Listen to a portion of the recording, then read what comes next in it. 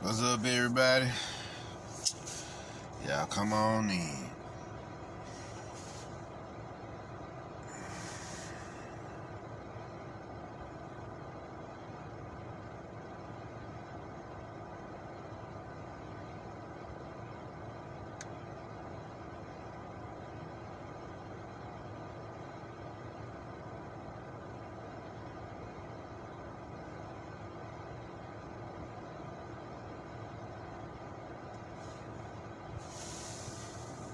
What's up, Malik?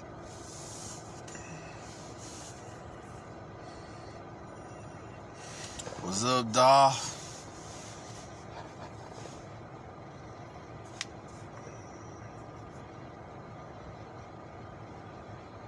What's up, Annabelle?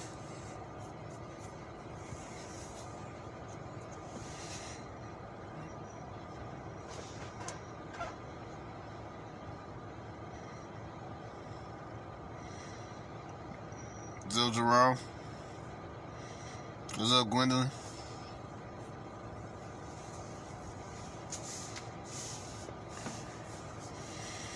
Yeah, come on in.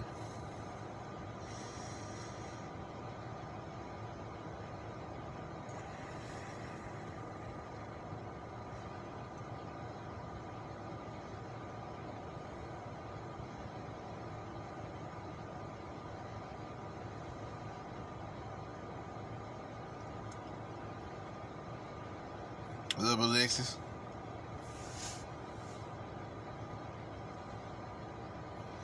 Lee, what did I cook up now? Oh, you'll see. Shit, we always in the lab cooking in this experiment.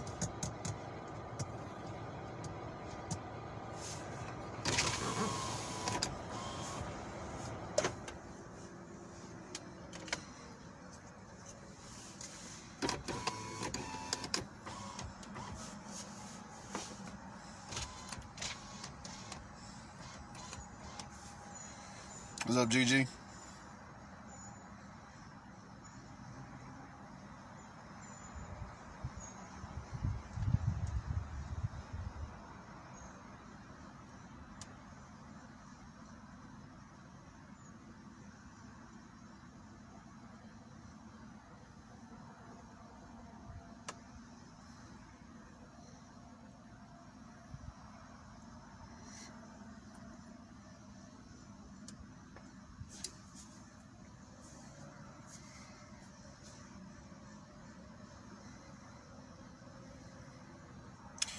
Y'all come on in.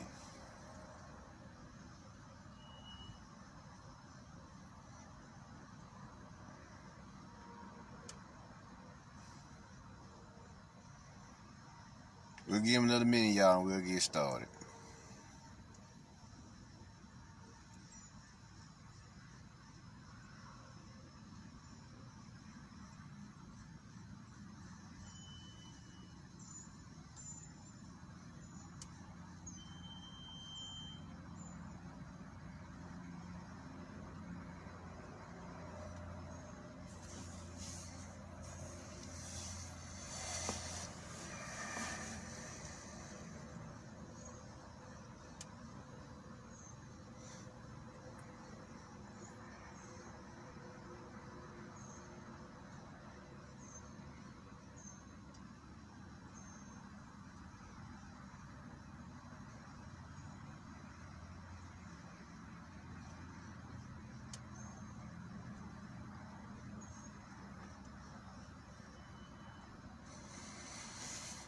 All right, let us begin. Let us begin. This lecture here, I call Melanin Monsters Rising. Some time ago, sometime last year, I made a lecture called Melanin Force. And in that lecture, I told y'all about a dream about the melanin monsters in the melanin realm again locked and loaded and geared up for war. That was about in the fall of last year. Yeah, fall or winter of last year, somewhere up in there. Here we are in the summer of this year, which shows you how fast the time moving. What's up, Javon? Shows you how fast the time moving. Now I get a new message from the goddess Sophia Arset. This is a message from her. And what she's saying is the Melanin Monsters ready. They ready. They was getting ready then, but they ready to rise now. They ready to rise. And it's linking to what y'all seen in Lebanon recently. You see what I'm saying? Lebanon. Lebanon. My bad. Lebanon, I think that's how you said it. Port Beirut. They just seen a big explosion that happened there. And that was actually the Anunnaki attacking them motherfuckers. But why did they attack them? Solar destruction. Picking up from yesterday, getting y'all this message. They attacked them motherfuckers because they are actually over there selling. Word is a Lebanonian dude over there is actually selling maids for a Nigerian maid for $1,000. So all the media is distracting you from that fact. It's heartbreaking that they just destroyed fucking Lebanon. Fuck them niggas. You know why I say that? Cause goddamn, this shit need to fall. This matrix need to fall at this point. It's about that time. These Melanin Monsters ready. Also in China, it was like a beam of light just shot through a building. A wave of lava or some shit, plasma ray or some shit, plasma beam shot through a building and fucked that shit up, destroyed it. So this is what you got going on here. This is what happening here with what you seen in the world. These Anunnakis fucking shit up over there. Why they made it over there?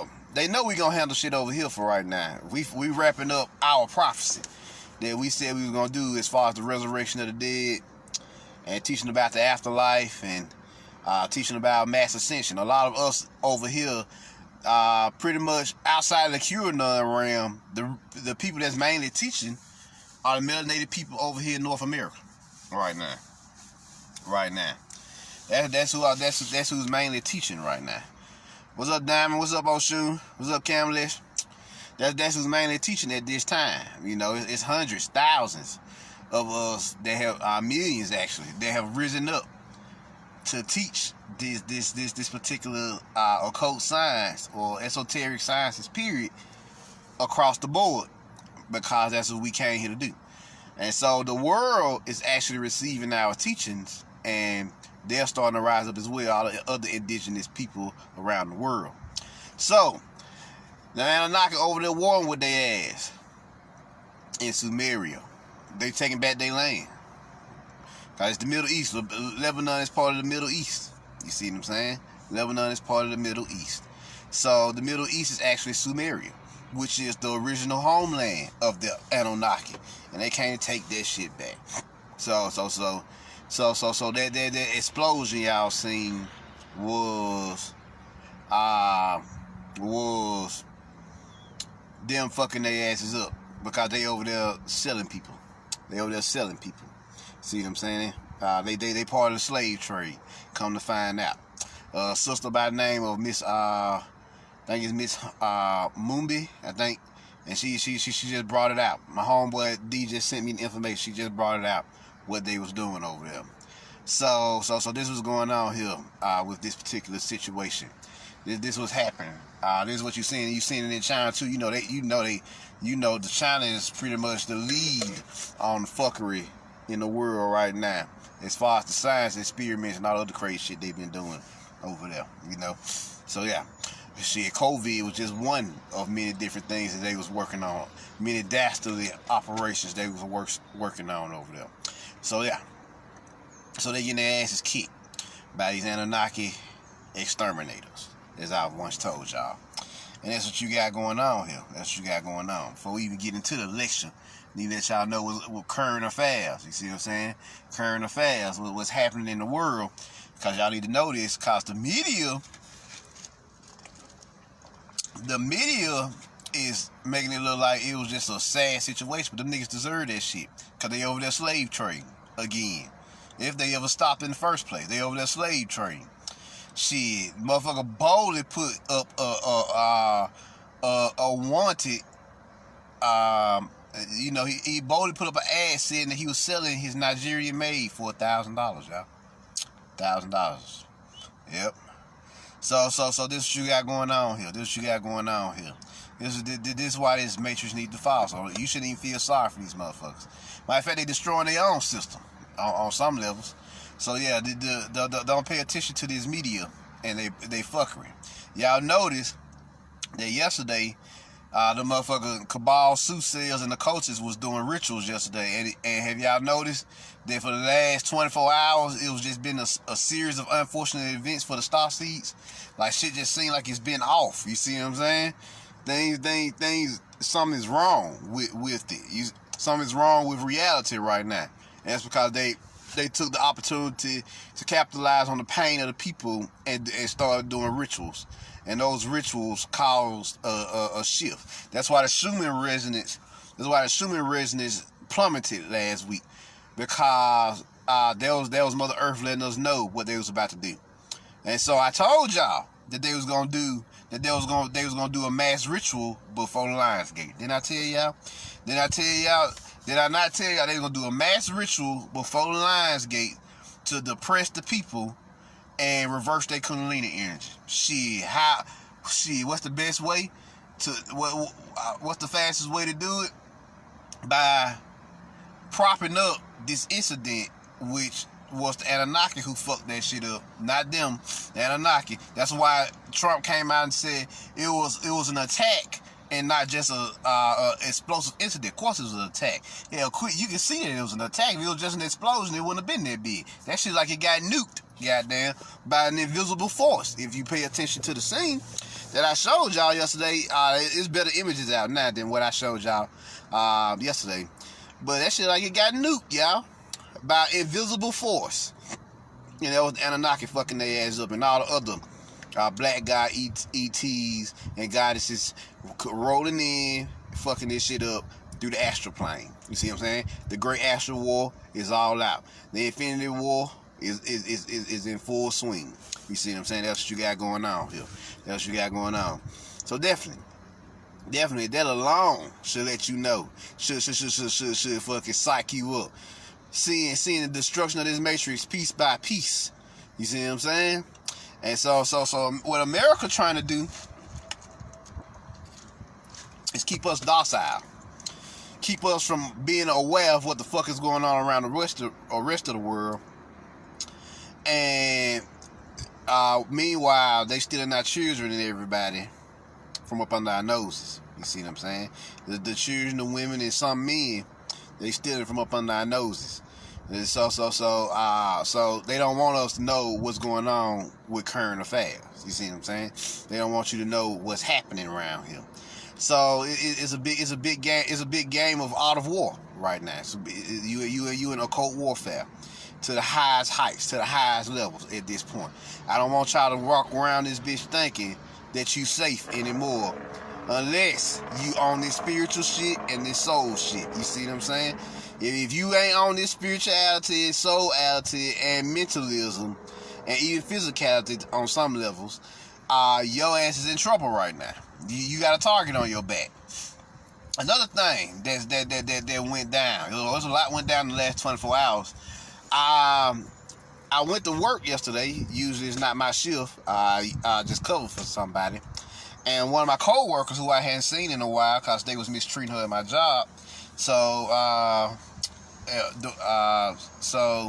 she went somewhere else and she came back. You know, she came back and she told me why she had left. She had left because she woke up one morning. She said her husband was dead. Black woman, sister. And it hit me. I was like, the moment she said that, I already knew that he was assassinated by archons, archonic terminators. I automatically knew. She didn't have to say no more than that. She said she woke up and he was dead. And I realized then that these archons have been attacking black love or melanated love heavily over here. Because y'all know when the feminine and masculine energy get together, there's a force that awakens and erupts out into reality. No matter if you're conscious or not. You see what I'm saying? It don't matter. That's a universal law. When the feminine and masculine energies get together and they begin to dance, it creates an explosion in the reality. So them archons assassinated him. I seen them assassinate him in the dream realm because he was a starseed and she was a starseed. They just didn't know. They just didn't know that they were starseeds, right? So I told y'all long ago that the reason why they doing all this is because they're trying to get to the black woman. They're trying to hurt the black woman any chance they get. Why? Why they trying to hurt the black woman? Because y'all the boy hates his mother. And it ain't necessarily they want to see you dead all the time. They actually rather see you suffer. Because, you know, they rather see you tortured, you know, depressed and sad, melanated woman.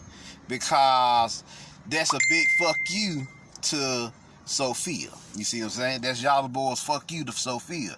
Like, yeah, yo, descendants of the Holy Grail, the matriarch, we gonna make suffer down here. We gonna kill off the men. We just gonna assassinate them, but we gonna make them suffer, because I want you to know what it feels like to be abandoned, to be hurt, to be cast away. But in actuality, a lot of motherfuckers feel sorry for y'all the boys, but then y'all shouldn't feel sorry for shit, because he sinned of his own accord and of his own free will. He created that distortion and defect in his own reality when he started boasting that he was the only God, knowing that he wasn't the only God, and then refused to repent when he did that. So that was his fault that he fucked up. You see what I'm saying? And there's nothing in the Gnostic teachings that references to him repenting for his fuckery. You see what I'm saying? For his mistake. That's why he called the blind God, because he refuses to see where he made his mistake. Even though he made a mistake, he refuses to admit that. So this is what you got going on here. So yeah, it's an attack on black love, melanated love. You know, they trying to kill the love between the melanated man and woman. You see what I'm saying? If they either try to do it figuratively, symbolically, or literally.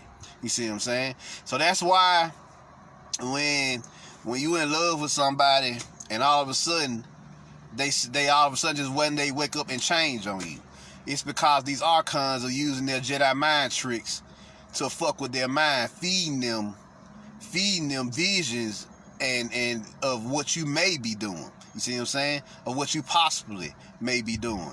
Say for example, the homie, they gonna attack the man a little bit more than they attack the woman, because they just want to see the woman suffer. See what I'm saying? Because my girl had to go to goddamn intervention classes just to stay stable after that. You see what I'm saying? That's what they like. They like to see the woman suffer. They just like to kill off the men, get them out the way. They just like to see the woman suffer. That's who they really after. You know, they like the kids too. That's for the blood sacrificing and the star codes and all that. But mainly they after the woman. You see what I'm saying? More so than anything on this planet. They after the woman and the little girls. See what I'm saying? Because they want to see the children of Sophia suffer. The children of the Holy Grail suffer. You see what I'm saying? So this is what you got going on here. So they will feed you lies. They call it. They tell you being insecure. But if you ask them where they getting these ideas from, and they just be like, "Oh, they just popping up in my head," that's not insecurity. That's somebody infiltrating your mind space and heart space with their energetic bullshit. So they're feeding you a narrative, mythoposis. You see what I'm saying? It's called mythoposis. But we know it in the Force, in the Jedi realm, the Force realm is Jedi mind tricks. They're feeding you narratives in your mind, telling you that, oh, this person is doing that, this person is doing this, and you have no proof of what they're doing. Matter of fact, they haven't even given you a reason to do it. So this is what they got going on here. And so you around here flipping out on your girl, and they do it to the woman too, or the woman flipping out on their man, and they have no proof of what they're doing. They just feel it, because after you see the vision so long, you begin to develop suspicion. You see what I'm saying? It ain't empathy, it's suspicion that they have. So when they develop that suspicion, that's all they need. That's all them archons need, to instigate that suspicion in you. And you're going to do whatever it takes to try to see if these motherfuckers doing what these archons say they doing. You see what I'm saying? This is what they got going on. And most of the time, they actually be wrong. You know, they going to show you on TV and everything that most of the time they actually right. But most of the time they actually wrong when they doing this shit. You see what I'm saying? So this is what you got going on here. And if you strong enough to mentally ward off they bullshit, say for example, they feed you these Jedi mind tricks and you shake that shit off like, nah, she ain't doing that shit. What the fuck is wrong with me? What the fuck is wrong with me? Oh, them archons look at you like, oh, this nigga got some mental fortitude. Let's assassinate him. Yeah, let's kill him off. Let's kill him off. Shit. Let's murk this nigga in his sleep. Let's kill his spirit. See, they can assassinate your spirit. Some old Death Note shit. You see what I'm saying? So some old Death Note shit. They come through the astral plane, assassinate your spirit, and you have a heart attack on the physical plane. This is happening way more than you think it is. Well, Oseku 4 came out with that shit about 2 or 3 years ago when he was telling people about how the black man and black woman are waking up dead in their sleep due to astral warfare. You see what I'm saying? Due to astral warfare. They being killed in their dreams and their spirit's not strong enough to make it back to their body so they can recover from their spirit. And so once the spirit die, you die. You see what I'm saying? Automatically. So there's a whole lot of death noting going on around here. See what I'm saying? If y'all don't know what the death note is, the death note is in the anime, it's an anime called Death Note. Go to Netflix and check it out. The Death Note is actually death magic. You see what I'm saying? Because the note just a cool way of saying the word. You see what I'm saying? Just the word. And it's death magic. And then you have what you like to call a Shinigami, the death gods, who is nothing but Anubis, who is Baron Samedi, who is Exolos, another name for Anubis, over here. Who is Thanos. Yeah, there we go. Or Thanatos. You see what I'm saying? The Greek titan of death and rebirth. See what I'm saying? So Hades, you know, and so on and so forth. You see what I'm saying? Or the goddess Hela or Hell.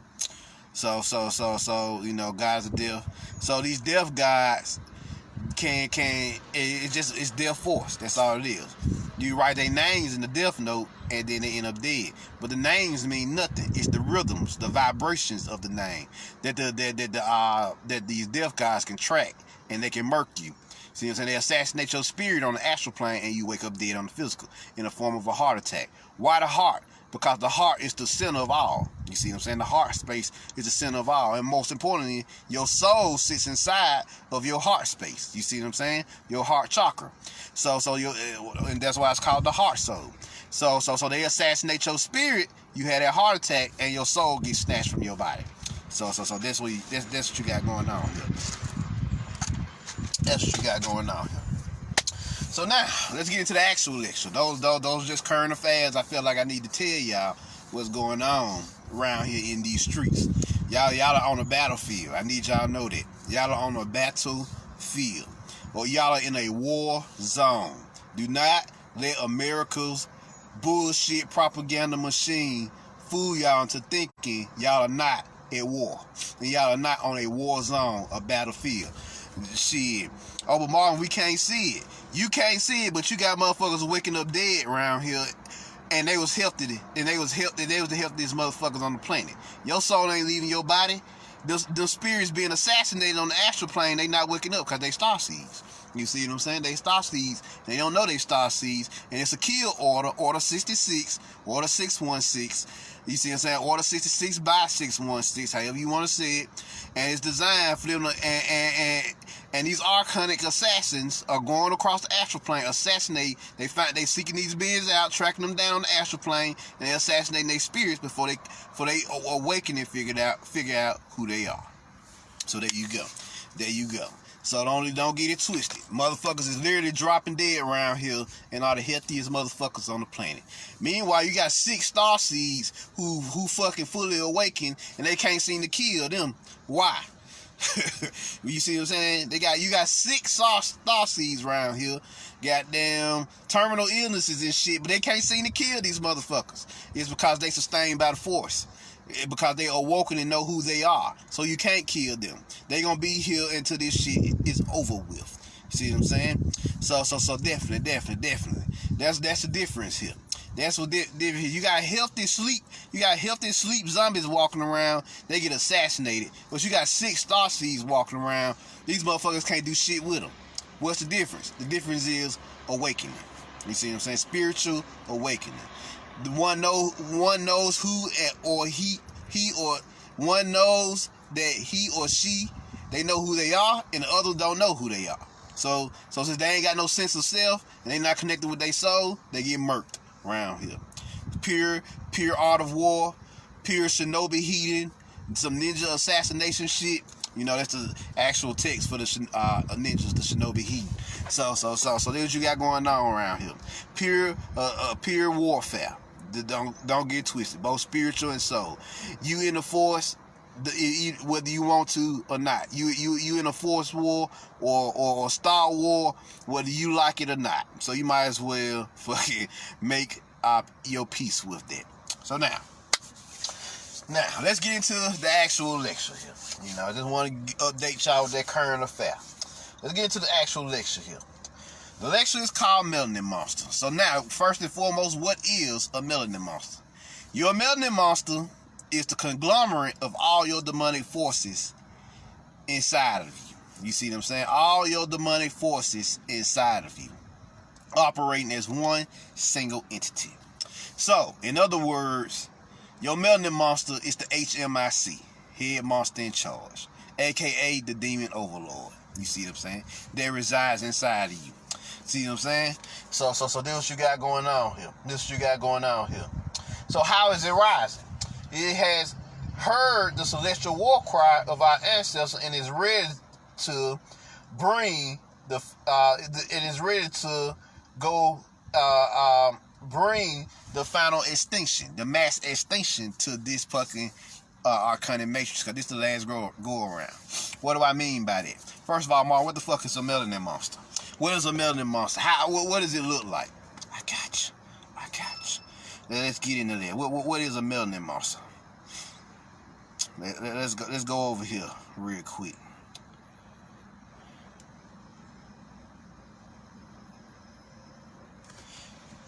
Can y'all see that? No, y'all cannot. I can barely see it. This is a Melanin Monster. This is from the game Death Stranding. I'm going to show y'all some of that crazy shit in that game, because they telling you straight truth. This is a Melanin Monster. Let's see here. There's another one.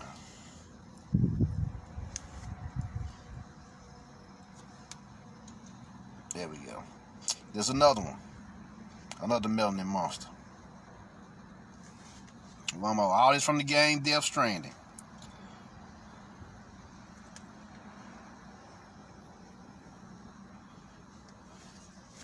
Here go another one.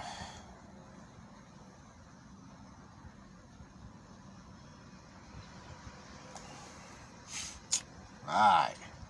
Think I got one more? And we're gonna go in on what the fuck these are. We about to go in. Show y'all. Here go one more.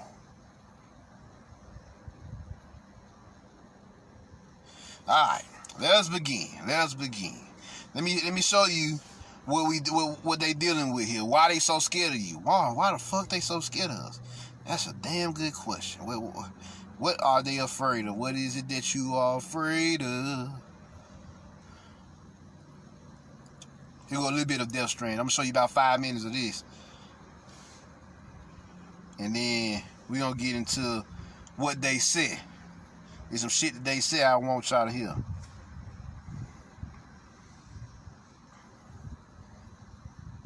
Hold on here. Let's see.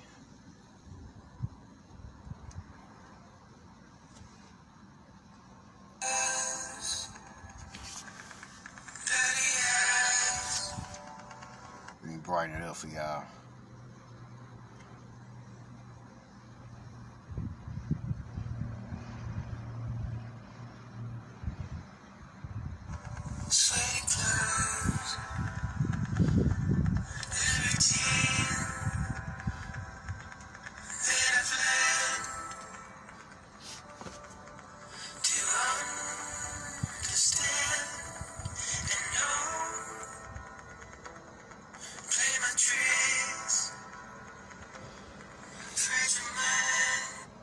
Let's get to the point here.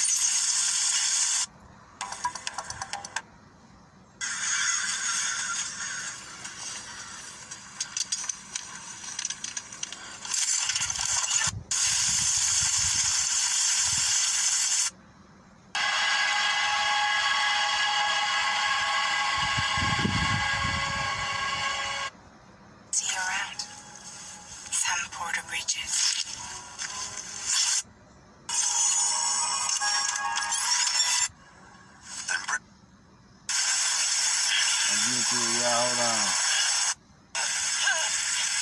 Here we go.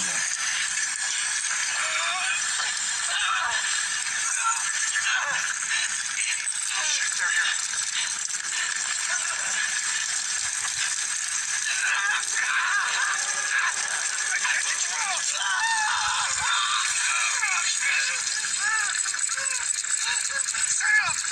Shut up. Don't breathe.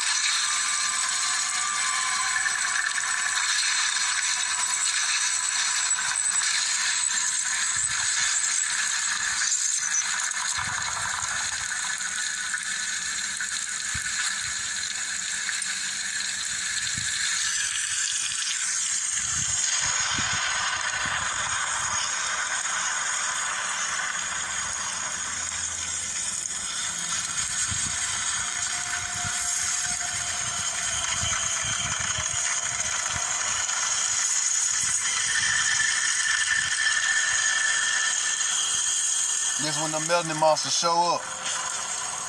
Our Melanin monsters show up.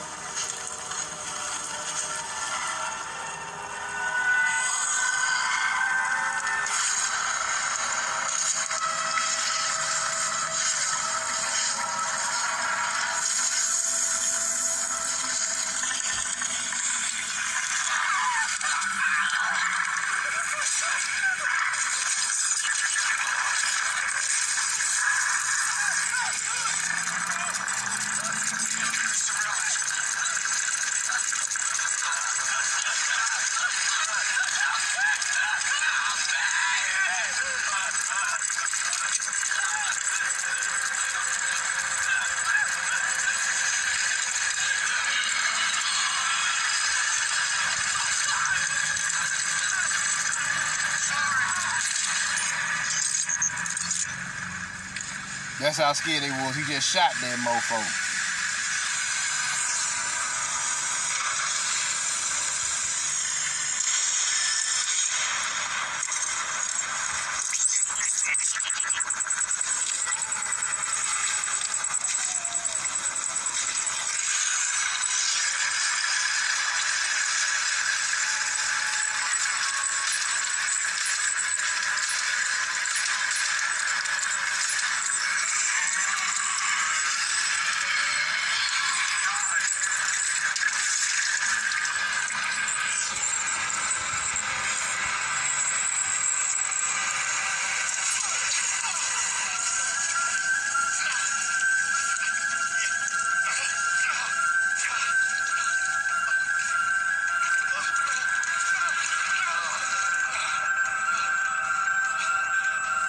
That black goo is melanin.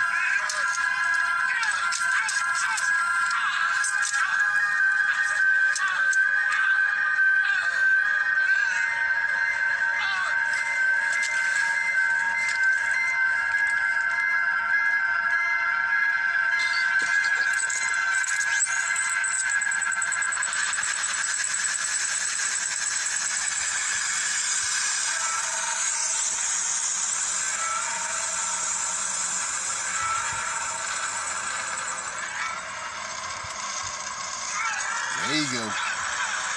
There go that bad motherfucker.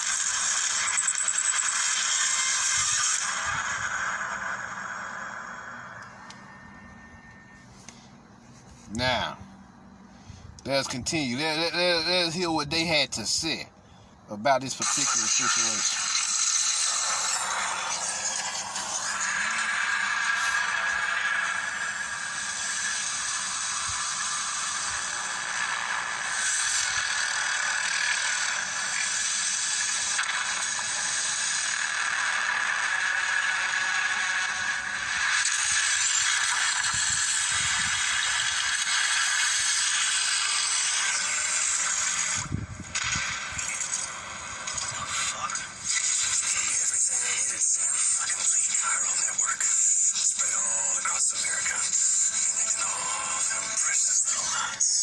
Notice what he said, spread all across America.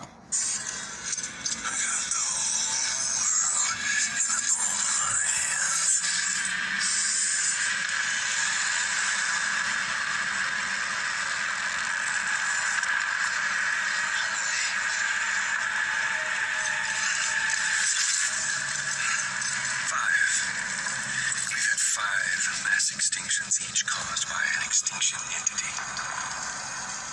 And now it's time for number 6.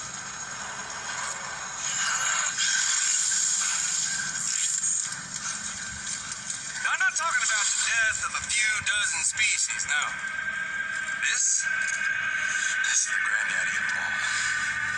BT antimatter winning out all life as we know it. BT antimatter, Melanin. A Boy Scout like you, willing to make us whole again. What do you say? Come on. Time to meet your ender.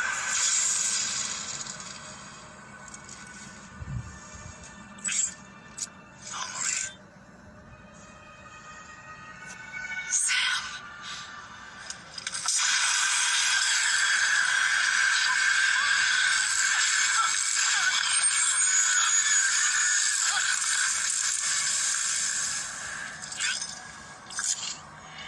The great work is nearly complete. Every knot is joined.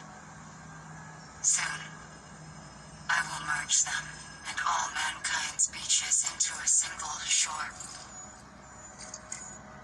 And then will come an extinction like no other. More massive than any before it. The last. This is my purpose. Dolly, do you?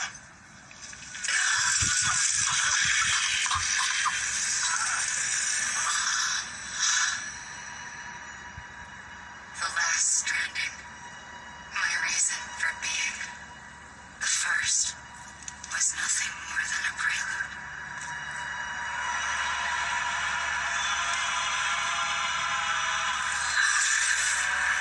Surely you figured it out by now. People like us? She's the source of it all. Nightmares that haunt us, visions of an inescapable future. Sound familiar? Yep. Happy fucking doomsday, Sam! Fuck you!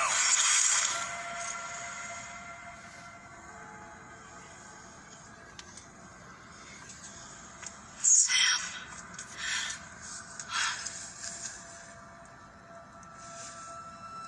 Don't you get it? You can speed this up or slow it down. You cannot stop what we've started. What? He said you can speed this up or slow it down, but you cannot stop what we have started. Even if you beat me, you can't save her. So this is the time deal.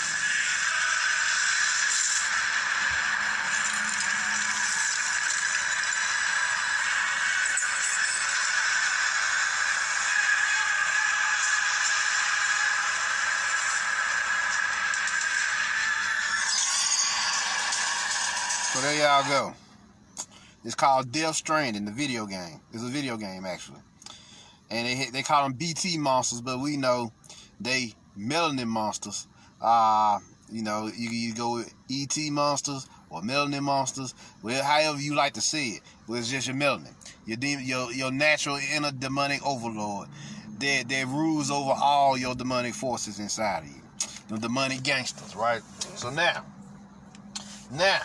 that you know about your melanin monster and what it's here to do, it's here to destroy this shit. And when you shed this here, yeah, you gonna automatically transform into your melanin monster.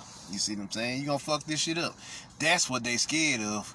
Y'all think they assassinate y'all cause they don't like y'all. Now they assassinate y'all cause they know in their future they get fucked up by these otherworldly beings that comes out of hell. You see what I'm saying? The underworld. And they come to destroy their system, their matrix. This ain't made up. This ain't made up. They know this. They know this. Shit, you hard to deal with now in this fucking this apparatus. This meat suit that we got that we wearing, this bio suit. You see what I'm saying?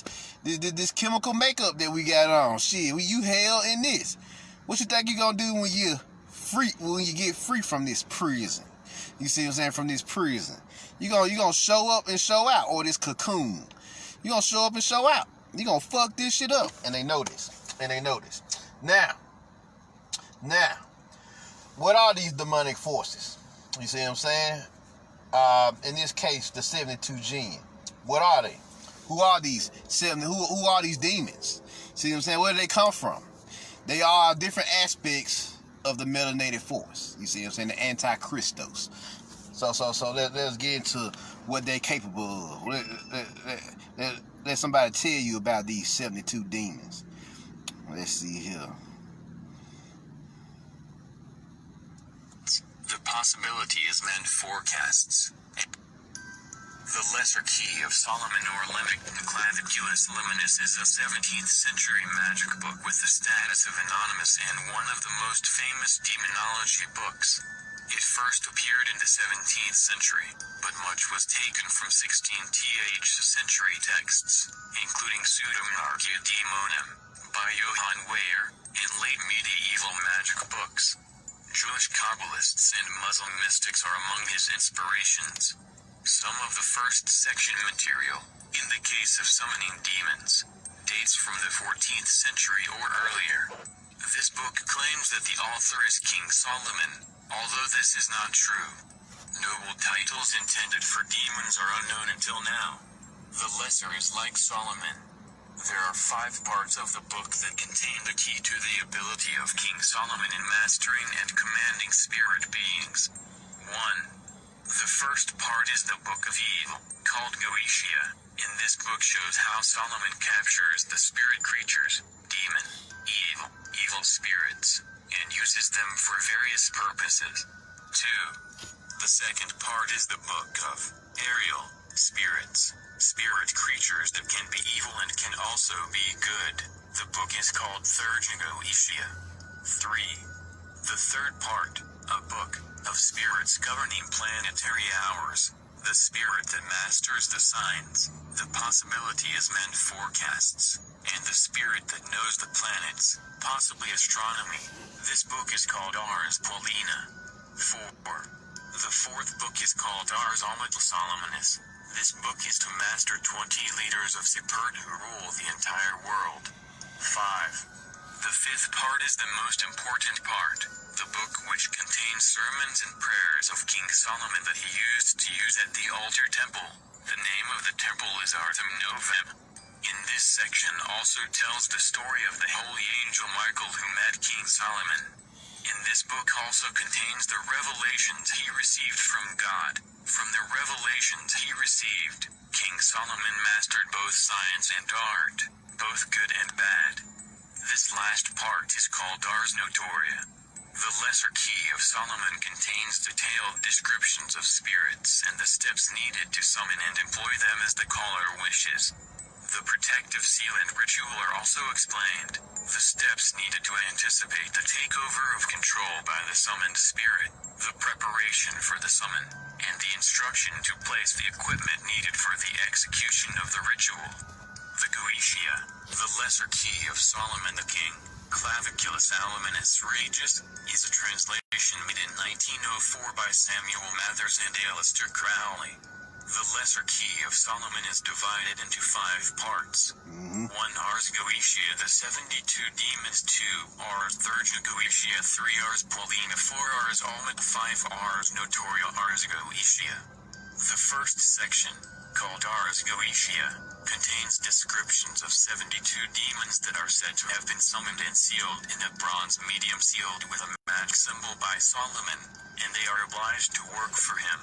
Solomon's ring. Here, instructions are given to form a similar bronze medium, and use the right magic formula to safely summon the demon.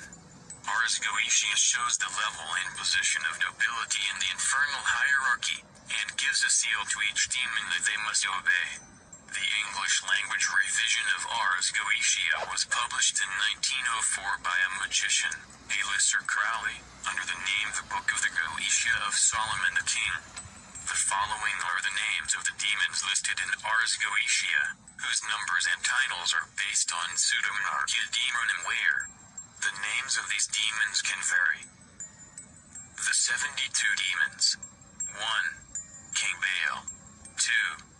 Duke Haggers. 3. Prince Vasago. 4. Marquis Samigina. 5. President Marbles. 6. Duke Valfer. 7. Marquis Amon. 8. Duke Barbados. 9. King Pyman. 10. President Boer. 11. Duke Shin. 12. Prince Saitri.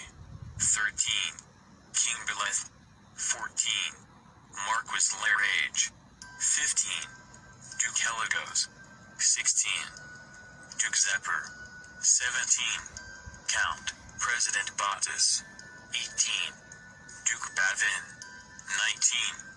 Duke Salos. 20. King Person. 21. Count President Rex. 22. Count Prince Ipos. 23. Ducam. 24. Marquis Naberius. 25. Count President Glacioliblis. 26. Duke Bune. 27. Marquis Count Ranov. 28. Duke Mirith. 29. Duke Estroth. 30. Marquis Fornius. 31. President Flores. 32. King Asmodeus. 33. Prince President Gap. 34. Count Fervor. 35. Marquis Marcosius. 36. Prince Stolas. 37. Marquis Phoenix. 38. Count Halfis. 39. President Malphus. 40. Count Traum. 41. Duke Folkler. 42. Duke Thepper. 43. Marquis Sabnik. 44. Marquis Shax. 45. King Count Vine. 46. Count Bifrons. 47. Duke Uval. 48. President Hagenby. 49. Duke Cressel. 50. Knight Fergus.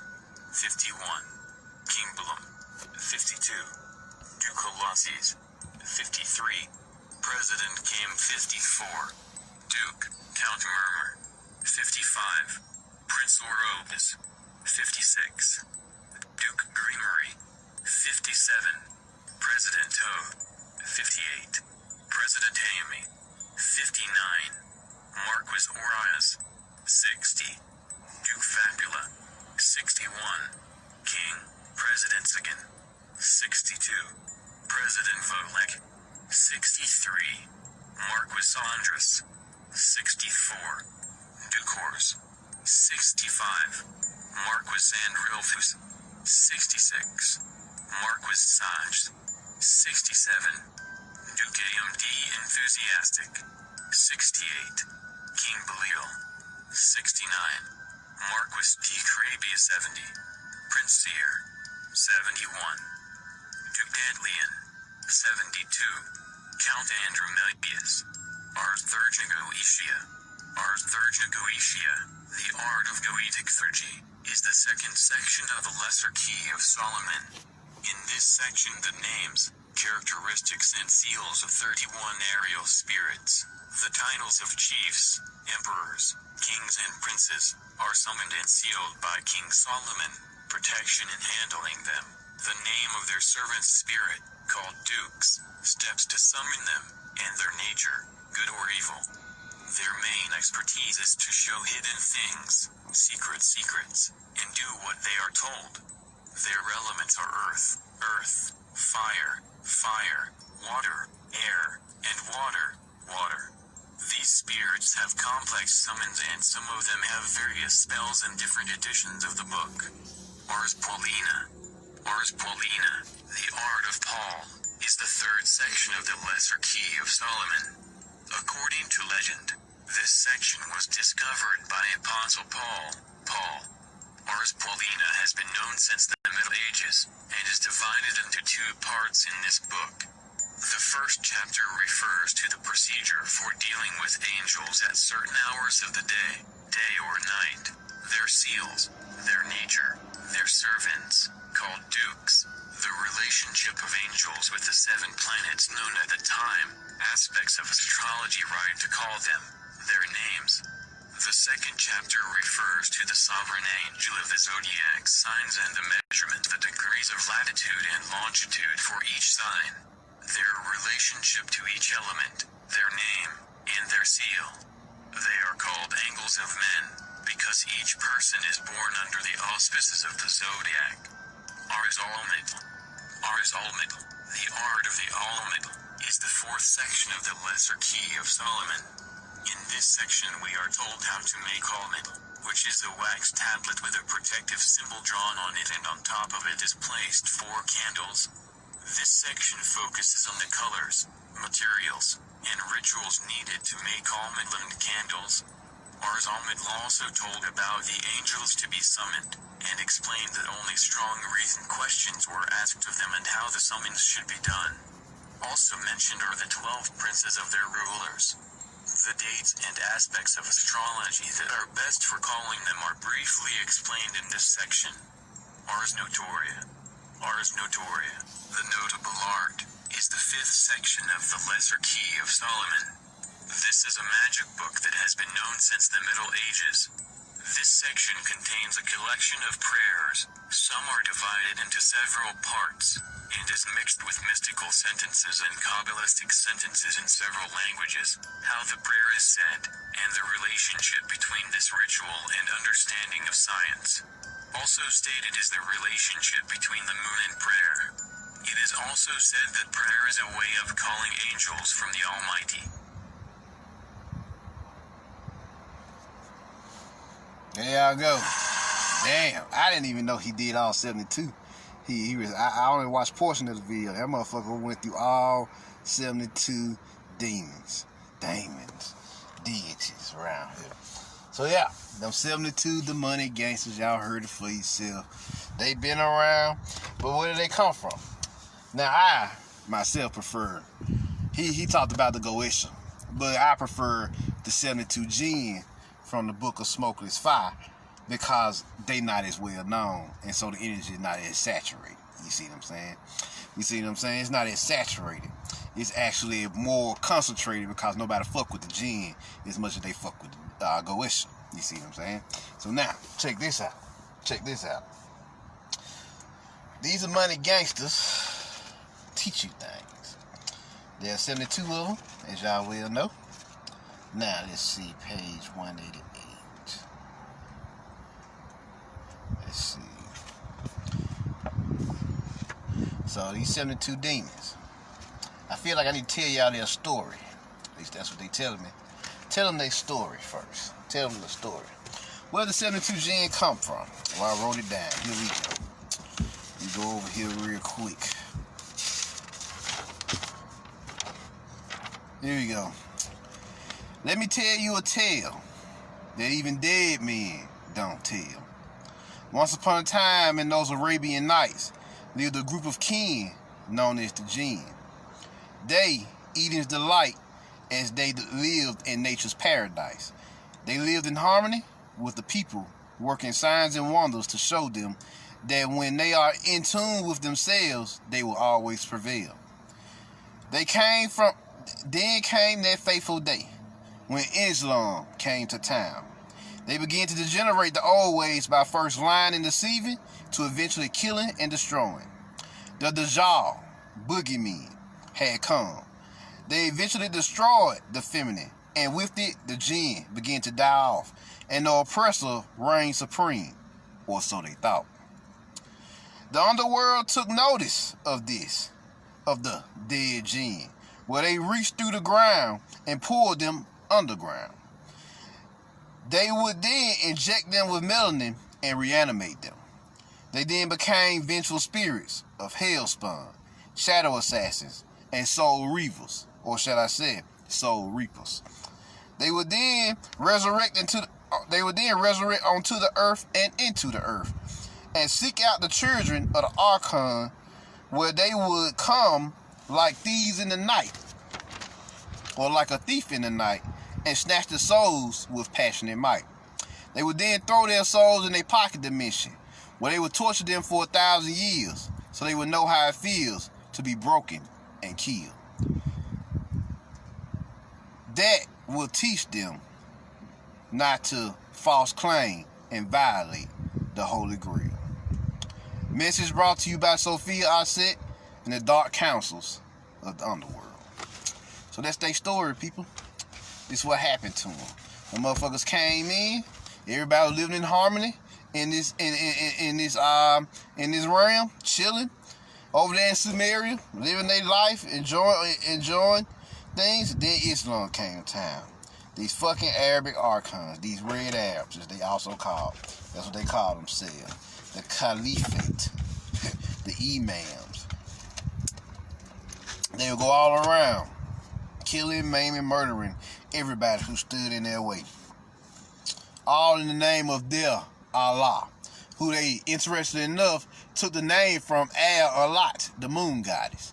See what I'm saying? The Arabian moon goddess, who was part of the old paradigm, what they call Arabian paganism. But it was latter-day Sumerian, Akkadian, and Babylonian teachings refined into this nature, into this natural. It was more of a nature pantheon. You see what I'm saying? Like, think Shinto in Japan, but Shinto for the Middle East, or Sumeria as we know it. So when these motherfuckers came to town, they killed everybody off, like always. Murdered them, pillaged, plundered, took whatever they wanted, raped everybody, goddamn, and established this lie known as Islam. Our self-Lord and Master is really a lie, cheater, deceiver, and heartbreaker. So these beings, the Jinn, were killed off. Then the underworld took notice, dragged them underground, injected them with the melanin and the chaos energy, resurrected them, and them motherfuckers been wreaking havoc ever since. You see what I'm saying? Destroying the children of the Archon every chance they get. That's why they shun dark magic. You see what I'm saying? That's why they shun dark magic. You see what I'm saying? That's what's going on here. That's what's going on. So they've come to wage war on this archonic matrix. Why? Why have they come to wage war? We're going to go to page 188 in the book of Smoking is Fire. He tells you why.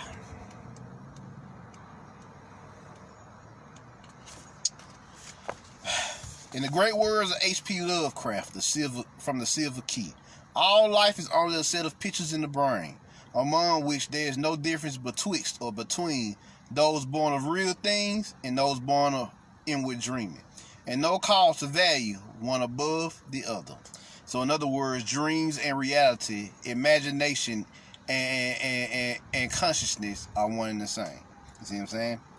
So now,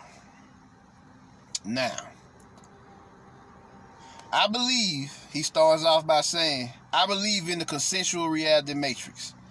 The consensual reality matrix is order, false order. It is the sustained illusion that all around us is real and tangible. It is sustained mostly by the mundane, those who will never see or awaken from their dream, only to be recycled again and again. Reincarnation. Locked into the continuous wheel of reincarnation, being dragged back down here till they learn their lessons. And perhaps my childhood thoughts are true, that when I watch my neighbors go into their houses, they cease to exist until it's time again for them to reappear and perform their functions to sustain the illusion.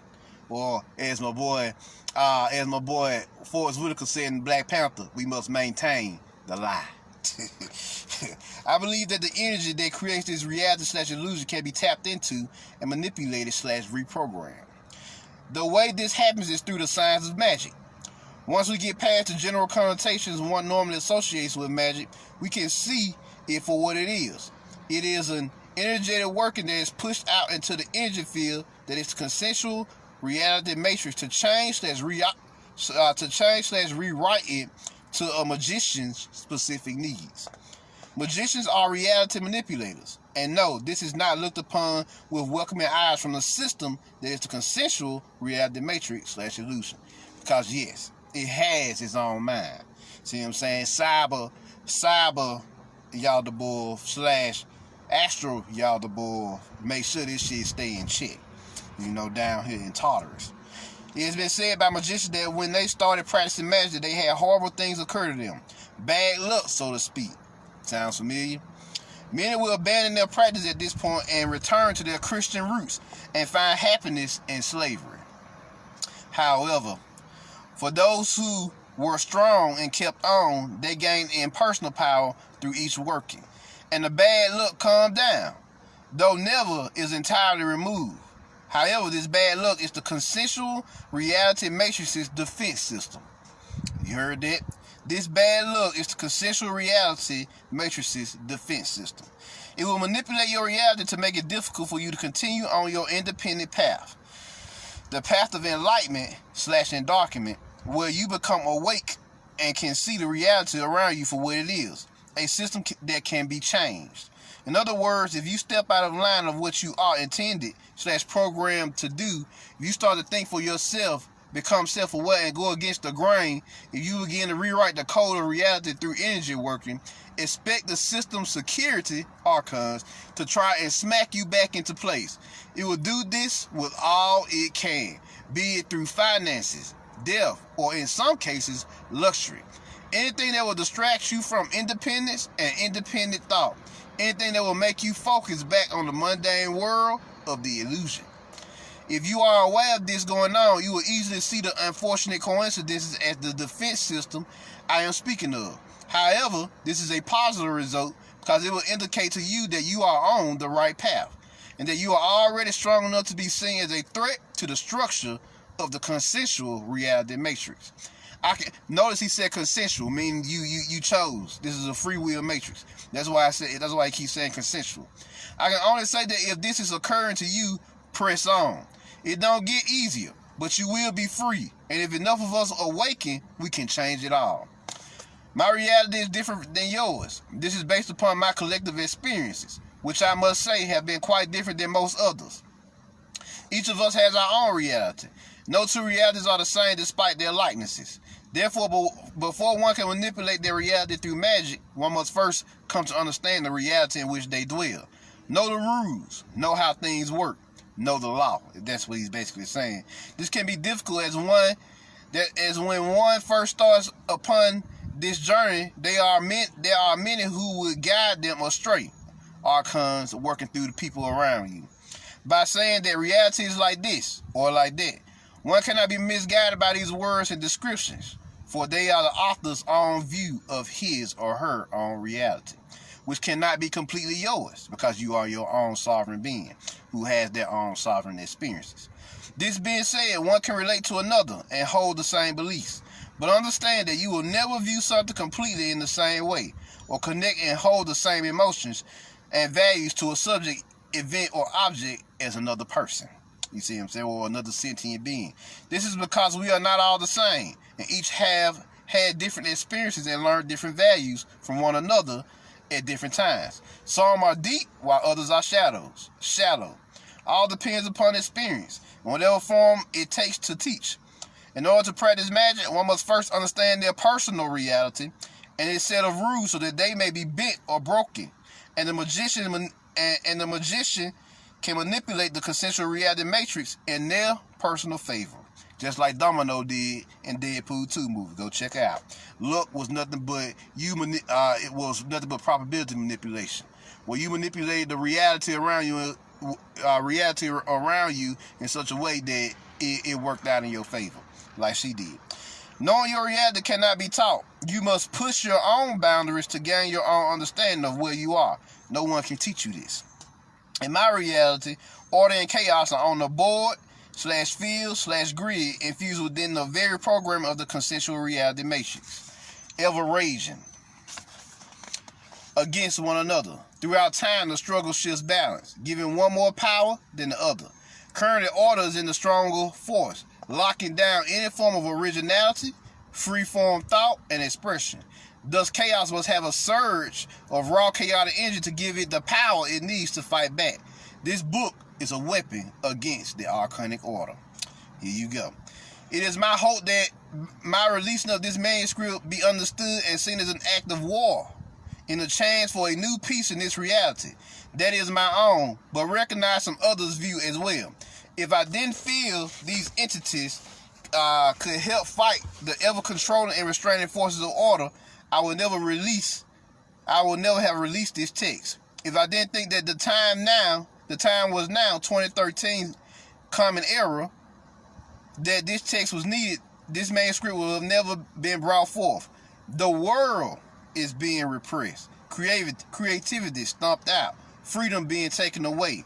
It is my hope that this work be seen as a most terrible weapon to be used against those controlling forces of order, so that diversity, free will, and the exploration of what could be may be allowed to exist.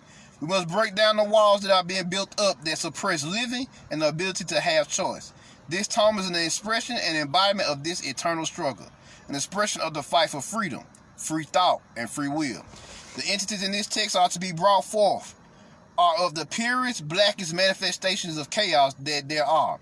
They are of their own reality. As I have said, chaos is pure potential, unbounded by any restraint, and while this is a positive aspect of this undefined force, there is also the side of it that is of pure destruction. That side has no understanding of mercy, no thought of restraint or remorse. This raw energy is extremely powerful and not to be trifled with. It is to be released with intent and let go to complete its task. Do not stand in its way. These entities have been long waiting, scratching at the veil, and now in your hands lies the sword that will slash it open and part the way. I bid you farewell. May you use this devastating force when truly needed, and may your intentions be noble in its applications. For we of the LHP must stand united if we are to again bring balance to this reality that is being controlled by arcanic order. Stand strong. So there y'all go. There y'all go. Here we is. So yeah.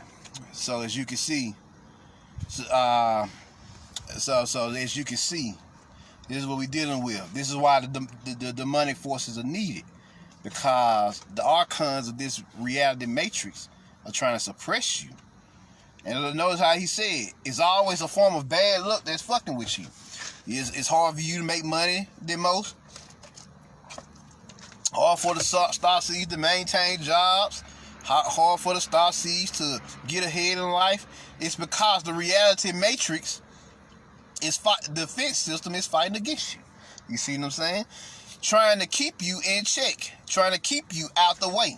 Because they know if you rise up, like Bobby Hemmett did, like Dr. Deborah Blair, Miss Blue, and all of them, you can literally begin to break down this matrix, because other people will begin to understand, wake up, and transform themselves in the world too. This you got going on here. This you got going on here. So all the money gangsters are now locked and loaded and ready for war. See what I'm saying? The demonic gangsters have legions of demonic soldiers or forces behind them. These demonic gangsters, which are known as the demonic gangster disciples. You see what I'm saying? So they will join the 72 angels, who are the solar generals or the super soldiers, in battle, making it 144,000. 144,000 is the frequency of the complete and holistic Jedi/Sith. You see what I'm saying? What land of power does your melanin monster? Okay, yeah. What is the smokeless fire? Oh yeah. There we go.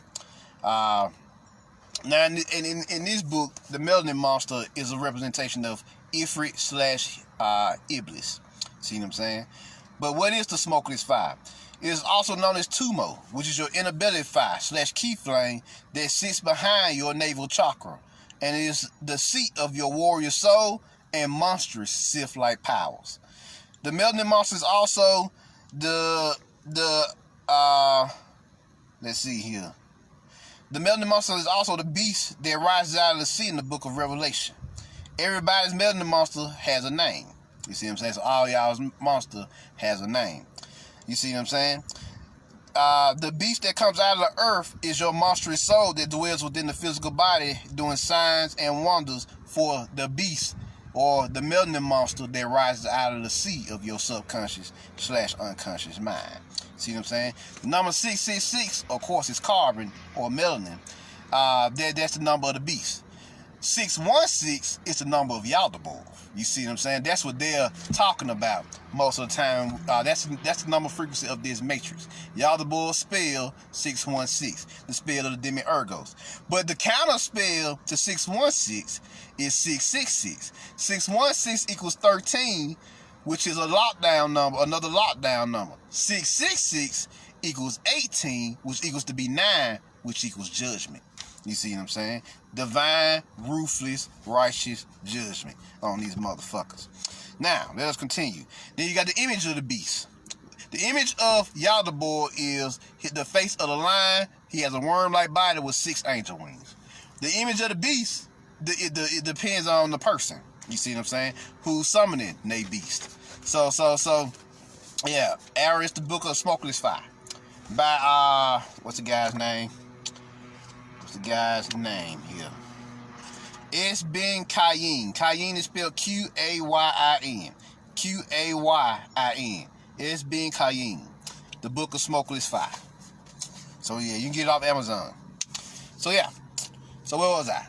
Yeah, the image of the beast, the true image of the beast is your own melanin monster has its own form, of course, its own personification, its own archetypal energy that you can see, its own monstrous embodiment, right? So that's what the true image of the beast really is. You see what I'm saying? Now, like I said, you already know the image of the Yaldabaoth is.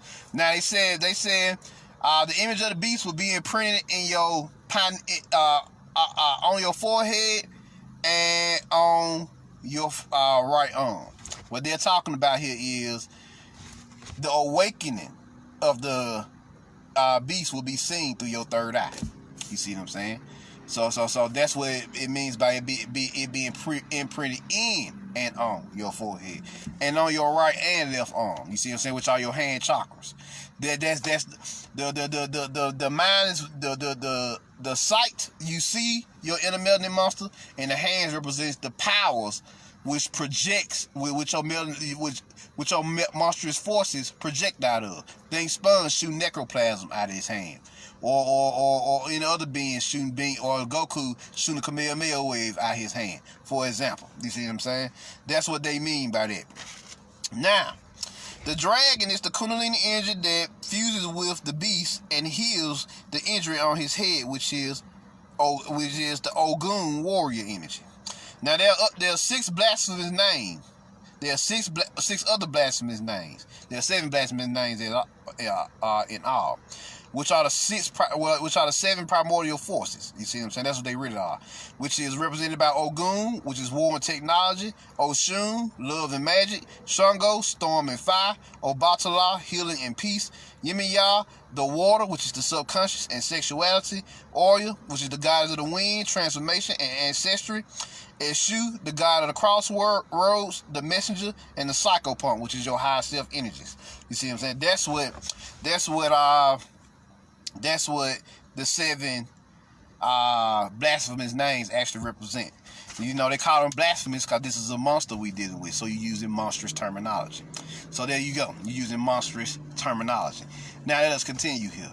Let us continue. So what goes on next? What goes on next? What happens next is, you see, we already discussed the little beast and everything, and you know, everything goes down, and you know, the Christos makes war with the beast, but they making war with the worldly beast. You see what I'm saying? See, there's two beasts in the Bible.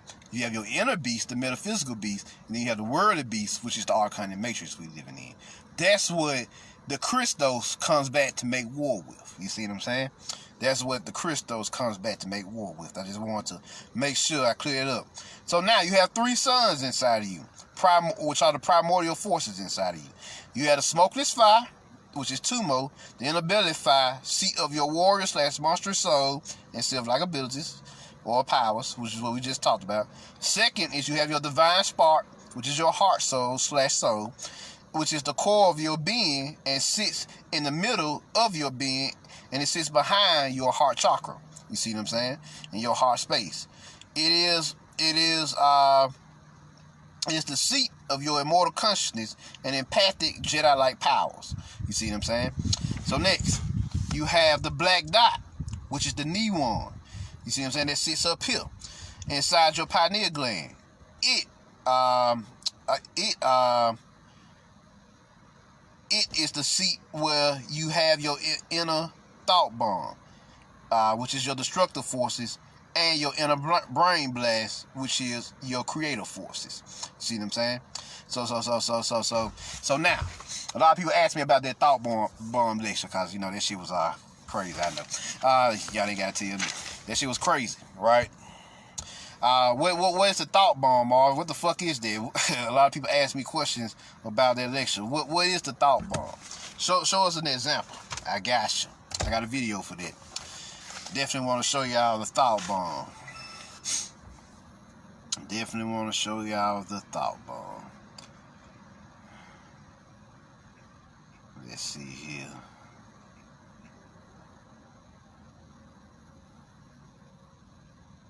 Here we go. This is from the movie Logan. Xavier's thought bomb goes off, and it starts fucking everybody in the vicinity up. Check this out.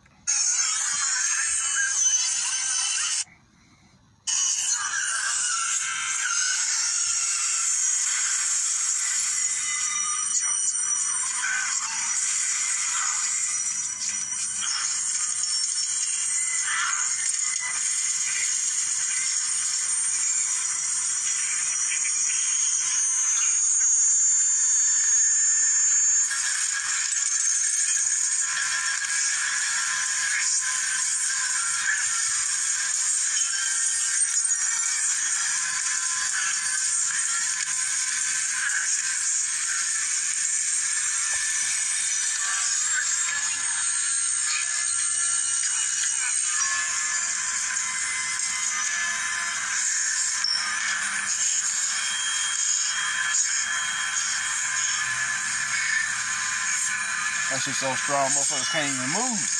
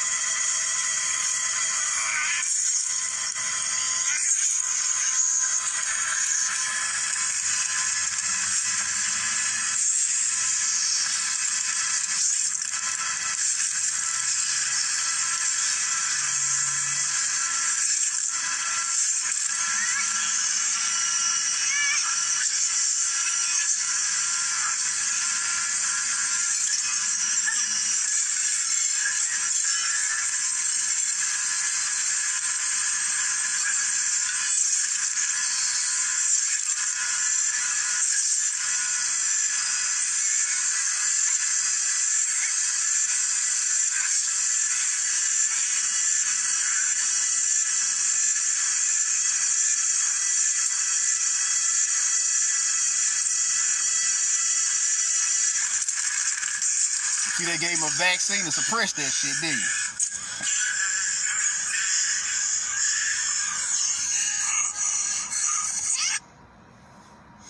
They gave him a vaccine to suppress that shit. Y'all notice that? Peep game here. That's the only way they can shut it down. That's why they trying to give your kids vaccine. Because they trying to suppress the monstrous forces that thought bomb inside you. Oh yeah.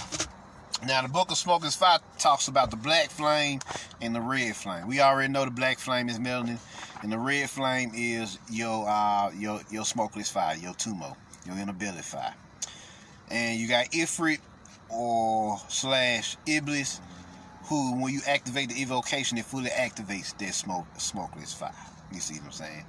You see what I'm saying? Your Sith-like abilities come online. What do I mean by Sith-like abilities? I know y'all asking me, you know. I got a particular character here by the name of Naga Sadao, who was part of the Sith lineage. And his shit was so strong that motherfucker destabilized the core of a sun, made it go supernova, and destroy the whole fucking universe. That's what we talking about by monstrous Sith-like powers. Here we go. If you would join us. Ask you for 3 measures of... Ask me of my heritage, and I shall tell you. Ask me of my ambitions, and you shall know them. Ask me for my hand in battle, and I shall likely lend you both. But ask me the secrets of Sith alchemy, and I would ask you for 3 measures of blood.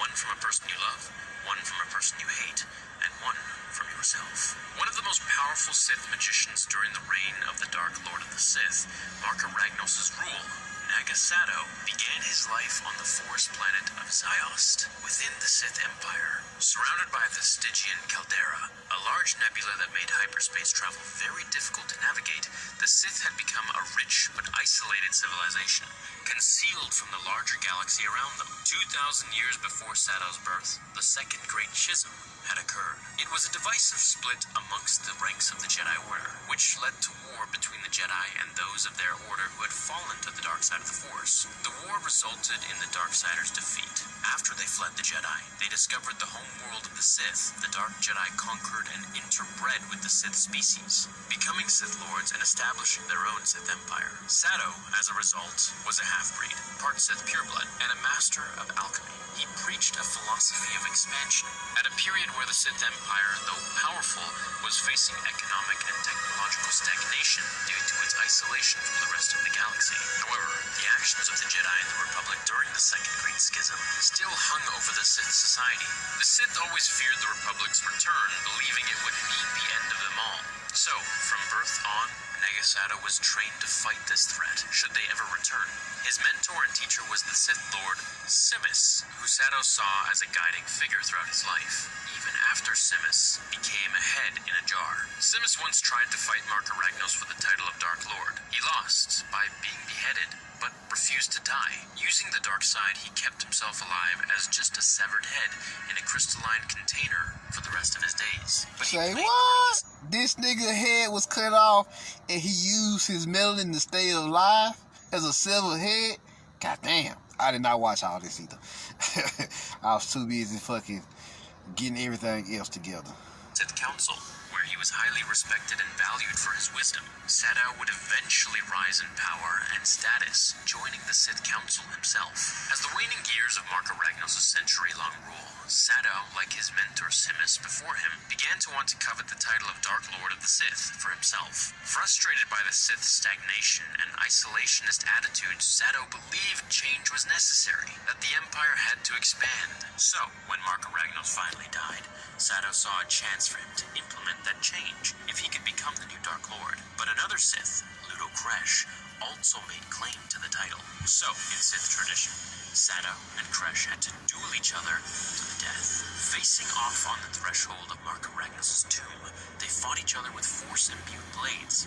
However, neither one of them would get a chance to victory, as suddenly the spirit of Marka Ragnos appeared before them, warning the two Siths and the onlookers that the golden age of the Sith was nearing its end, and they would have to fight the correct battles or else be destroyed. Sado and Kresh both didn't have much time to ponder what the dead Sith Lord's message meant when they suddenly saw the unexpected sight of a Republic starship appear. On board board were a pair of siblings, Gav and Jory Darrigan, The Republic is the trail alternative runners, charting society. hyperspace routes and claiming to have come to set up trade relations between the Sith Empire and the Republic. Kresh wanted the intruders executed immediately, but Nagasato saw an opportunity in the explorer's presence and saved them from his rival by having the two imprisoned on Ziost. Sato believed that a war with the Republic could be the unifying event the Sith Empire needed to put a stop to its ever-increasing split and growing political weaknesses. He pleaded with the Sith Council to keep the Republic visitors alive, as their knowledge of the rest of the galaxy could lead to greater Sith domination and control. His pleas were ignored. The Council ordered them to be put to death, but Sato's ambitions would not be stopped. He led a team to raid the prison with a small strike team, freeing the Daragons and using one of their Republic blasters to kill his mentor and teacher, and possibly the only person he respected in the galaxy, Simus. He purposefully left the weapon behind at the scene. He placed the Republic pair at his secret stronghold on the icy moon of Cashapp, then returned to Ziost to see if his strike had resulted in the reaction he wanted. It had. The Sith Council concluded from finding the Republic blaster that the Republic was behind the assassination, pretending shock and outrage at Simus's death, or Simus, however you guys want to pronounce it really. Sato demanded the Sith strike back. Several council members supported Sato in his call for vengeance, but others didn't. The side that supported Sato and the one who stood with Kresh had to come to a head. The victor would be the new Dark Lord. Sensing Gav Darrigan was Force-sensitive, he had once been a low-level Jedi initiate. Sato realized he had found someone with a strong, though untrained connection with the Force. So seeing potential in him, Sato decided to train him as an apprentice and teach him Sith magic. But Ludo Kresh attacked Sato's citadel on the planet Kar Delba. Although completely unconcerned with Kresh's attack, his true stronghold was a secret icy moon. Sato feigned panic. He ushered Jory Darrigan to her Republic starship,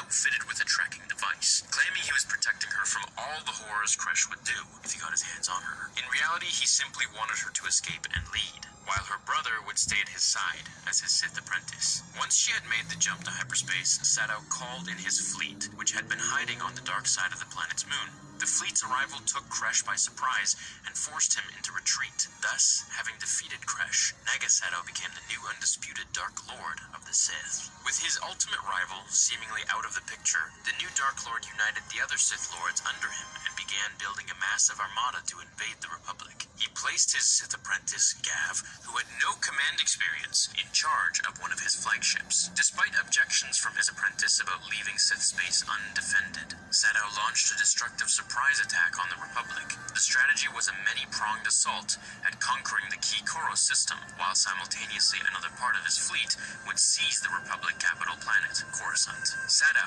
unlike what Darth Vader would have done, didn't fight on the front lines. Instead, the Dark Lord isolated himself within a Sith meditation sphere, using his powers to augment his forces with illusionary beasts and ships, making his fleet appear to be tens of thousands of ships more powerful. Initially, Sato's strategy was incredibly successful, so much so that the Republic was on the cusp of defeat, but then events turned against the Dark Lord of the Sith. His apprentice, Gav Darrigan, shamed by his sister Jory for the death and destruction he had helped to bring to the Republic he once belonged to, Gav turned against the dark side and attacked Sato in his meditation sphere, causing his concentration to break and illusions to scatter and disappear across the galaxy. Having no choice but to return to Sith space, Sato used Sith magic to trigger a supernova, which covered his retreat, but also killed his apprentice. Though Gav was able to inform his sister and her allies that Sato had left Sith space undefended before his death. Returning home to lick his wounds and plan for a second round,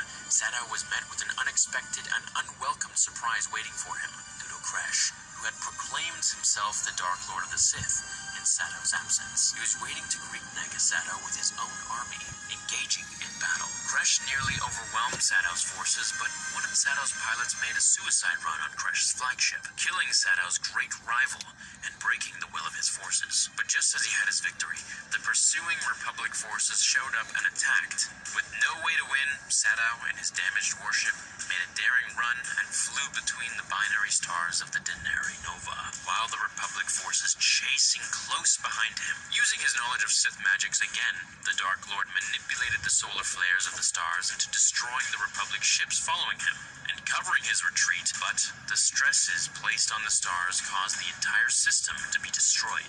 Though the Republic didn't believe that Sato had been destroyed, he had in fact been able to make his escape to the uncharted Yavin system and made a home with his remaining Massassi, a subspecies of the ancient pure-blood Sith race, forces of the uninhabited moon of Yavin 4, raising huge, massive temples, the ones used by the Rebel Alliance during A New Hope many millennia later. Sato would spend decades practicing his alchemy alone, learning to assert his will on the natural order of the universe. He set his sight on creating a race of warriors powerful enough to protect what remained of his legacy. So, he experimented on his Massassi slaves, mutating them into powerful, violent, and hateful beings.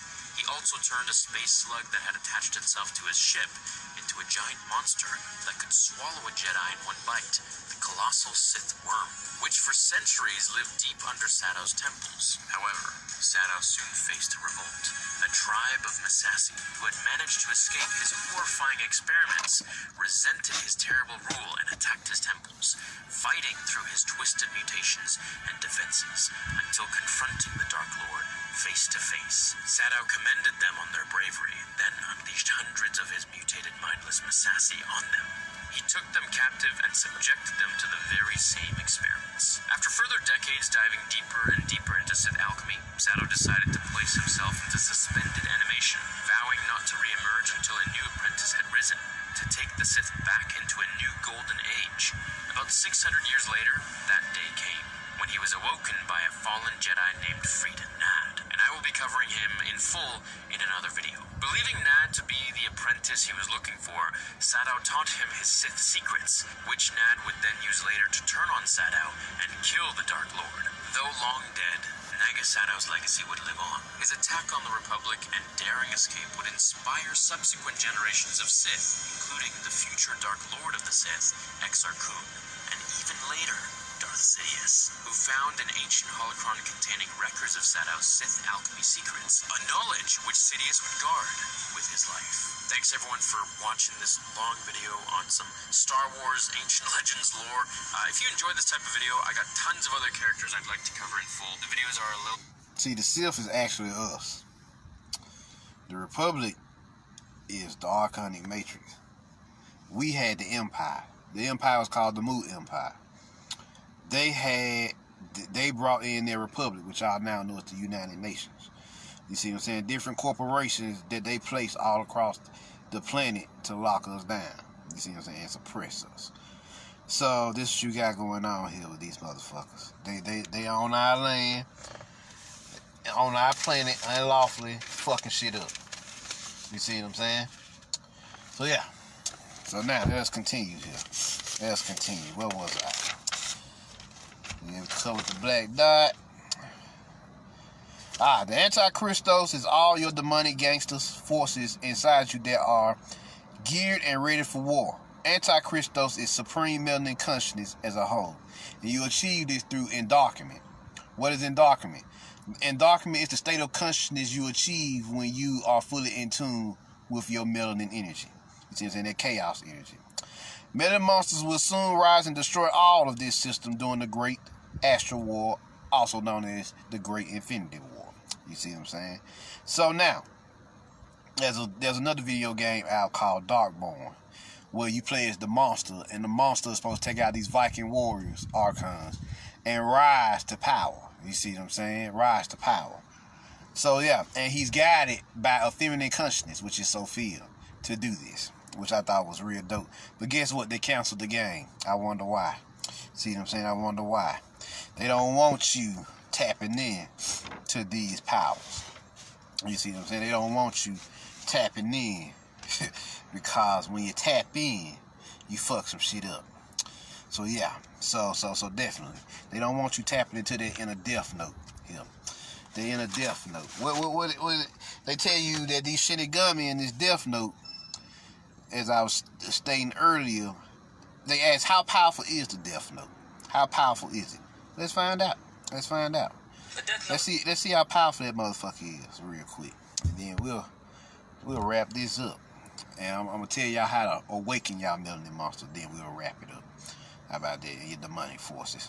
Everybody, and welcome to today's video. Swag Kage here, and as you can tell by the title, today I'm going to be tackling the all-powerful Death Note, the iconic notebook capable of killing whoever is unfortunate enough to have their name written on the inside. Well, now remember, sort of, it's not. the Death Note is death magic, also dark magic. You see what I'm saying? The clip-off energy.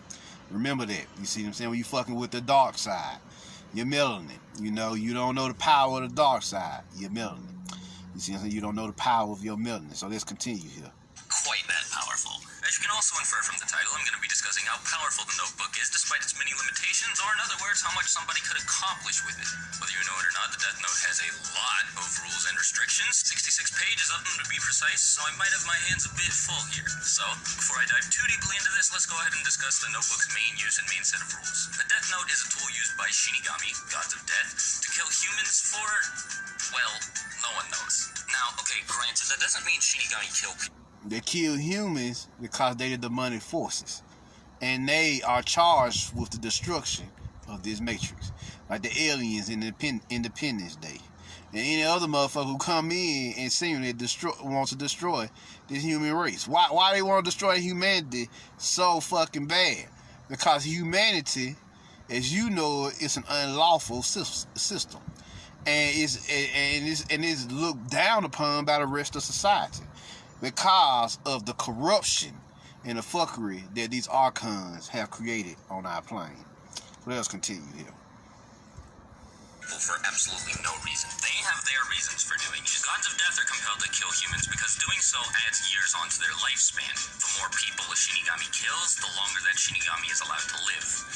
But why this system is in place is never really explained. Ryuk even tells Light it's in place because the 72 demons and the 72 Djinn can grow stronger due to destruction of this matrix.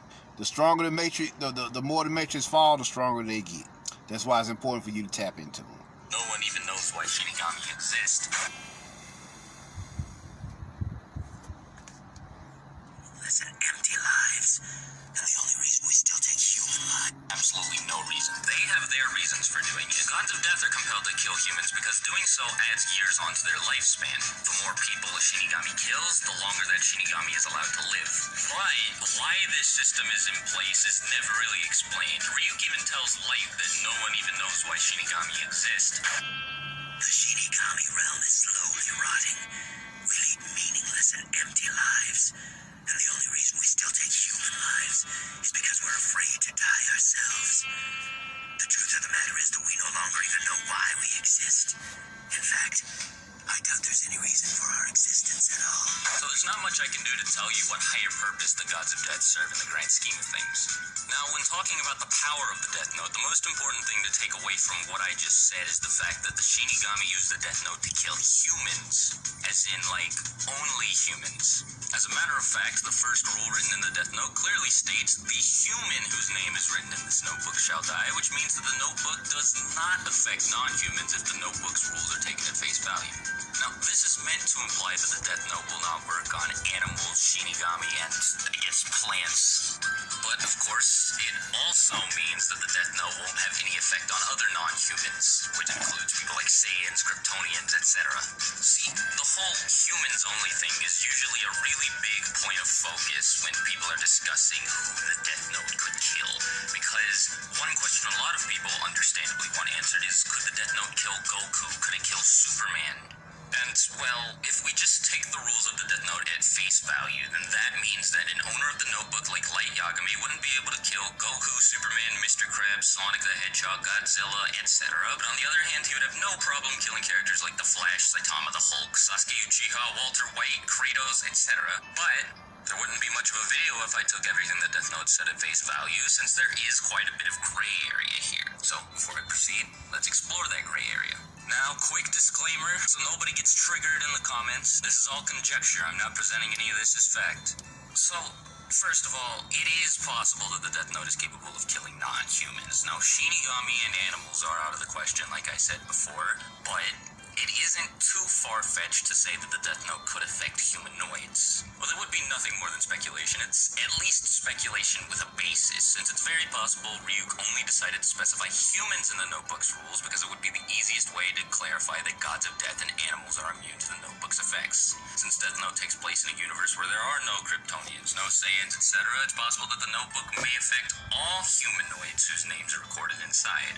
So if Superman had been from the Death Note universe and Light were to scribble Kal-El in the Notebook while Superman was present on Earth, he might have a shot at successfully killing the guy, but, well, even if that were true, there are quite a few more restrictions that make it pretty hard for Light to kill someone as powerful as Superman. So first of all, it is made very clear near the start of the series that the Death Note cannot make the impossible happen. This is important because it means an owner of the Death Note does not have limitless power. They have to specify details of the death within the limits of reality, or else the victim will die of a heart attack.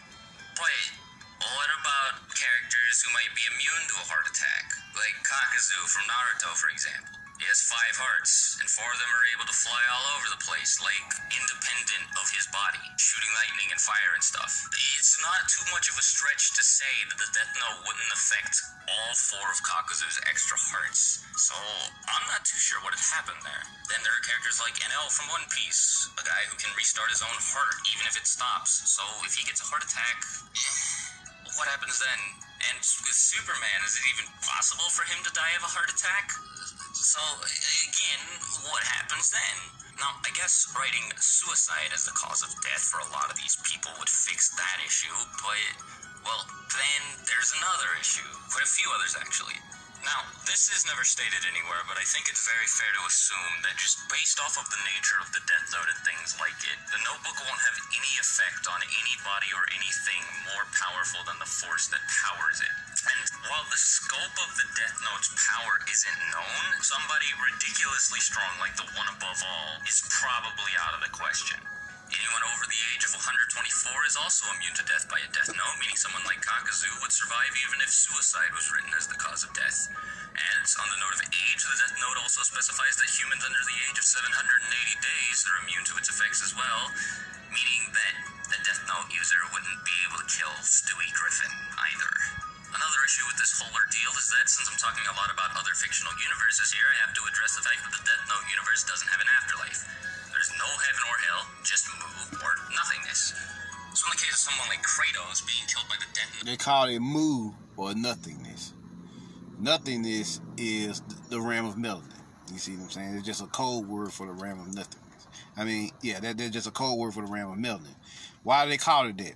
Why do they call it nothingness? Because these motherfuckers didn't want you to think that there was nothing there, when in actuality everything is there. Because all spawns from the darkness of source melanin. likely wouldn't be an issue since he could just escape from Hades over and over if that's where he was sent. But it's possible that someone killed by a Death Note might not be sent to their afterlife and will instead be sent to Mu, since the Death Note clearly says that all humans are sent to Mu after they die. It also says that humans killed can't be brought back to life. So, would Kratos still be able to escape Hades? Would it negate the effects of the Dragon Balls if used in the Dragon Ball universe? Or, speaking of Dragon Ball, if non-humans are immune, what about half-humans? Like Gohan, would that not work on him? Whatever. Okay, that's enough. I think it's safe to say that it requires far too many assumptions for me to guess how the Notebook would affect most of these people. Well, it's fun to play around with the potential of the Death Note. I don't want to present any guesses as facts, so I'm just going to stick with characters who can be killed by the Notebook for sure. No aliens, no mortal people, none of that. The problem we run into here is that now there's nothing left to talk about because, like it or not, without speculation, there's no way to determine how powerful the Death Note is, because everything that can be explained by somebody like me, by a viewer like you, has already been explained in the series or in one of the outside sources related to the series. So there's not much I can say that you don't already know, like the Death Note has limitless killing power as long as it acts within the bounds of reality. It can act within up to 23 days. The actions of the victim can be manipulated. We all know all that already, but what most people want to know is, could the Death Note kill Goku or Superman or whatever, like I mentioned earlier on in the video? And quite frankly, I don't know the answer to that question. If If you wanted to be able to kill Goku or Superman, then hey, that's great. I guess you can kill Goku or Superman. And if you don't want it to be able to kill Goku or Superman, then I guess it doesn't have to be able to kill Goku or Superman. With something like this, it's all up to the viewer. And maybe that's not the answer you were wanting from this video, but I'm sorry. It's the most honest answer I can give. Hopefully you forgive me. And if you do forgive me, then maybe you'll be kind enough to hit that like button, hit that subscribe button, maybe follow me on Twitter. So there you go. There you go. So the Death Note grants a person unlimited killing ability. That's what we talking about. Them Shinigami, them demonic forces grants you unlimited killing power. And you're able to fuck this shit up. You see what I'm saying? You're able to fuck this shit up with your dark power. That's what they talking about here. So how do you summon your Melanin monster? In your imagination, you imagine yourself in what you like to call your meditation chamber, which actually you do have a meditation chamber that sits in your third ventricle in your mind. Now, in your meditation chamber, imagine yourself being summoned to a black lake that you're meditating on top of. And in this lake, you start to feel that something is moving. And when you look down, you see red eyes, yellow eyes, or orange eyes, depending on the person. Now what you do here is you summon your Melanin monster. Now summoning your Melanin monster gonna fucking freak you out because you ain't never seen no shit like that before. That's fine. Once you get over the fear of seeing your Melanin monster, what you do is you reach out and touch it. Upon you touching it, a spark will happen in you that will activate all your demonic forces inside of you by default. Because remember, your Melanin monster is the HMIC, Head Monster in Charge / Demon Overlord. So there you go. There you go. That's the meditative exercise for tapping into your demonic forces / Melanin monster. So there y'all go. There y'all go. That pretty much wrapped it up for them demonic gangsters. Pretty much told y'all what Sophia I said wanted y'all to know. Gave y'all the 7 blasphemous names, 7 primordial forces. Told you their stories. Let's see. Told you your Sith-like abilities. Some of them anyway. Whether it be the thought bomb, your ability to fucking make suns go supernova with your force, reanimating the dead, or fucking all type of deadly abilities. You see what I'm saying? Or just all-out destroy a planet with just pure force energy. That can be done as well. It's called planetary destruction. Yep. So there you go. There you go. So, any questions? Let's see here. Yeah, I got 18%. Any questions, y'all? Out of it.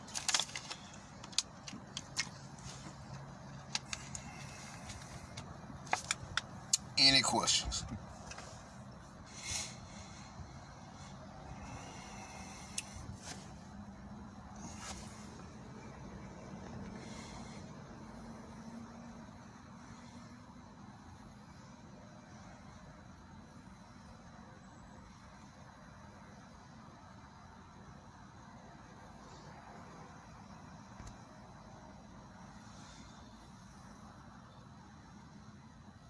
Djinn, Mama, I'm gonna have to run this back again. Yeah, there's a lot of information I covered, so you can check it out. But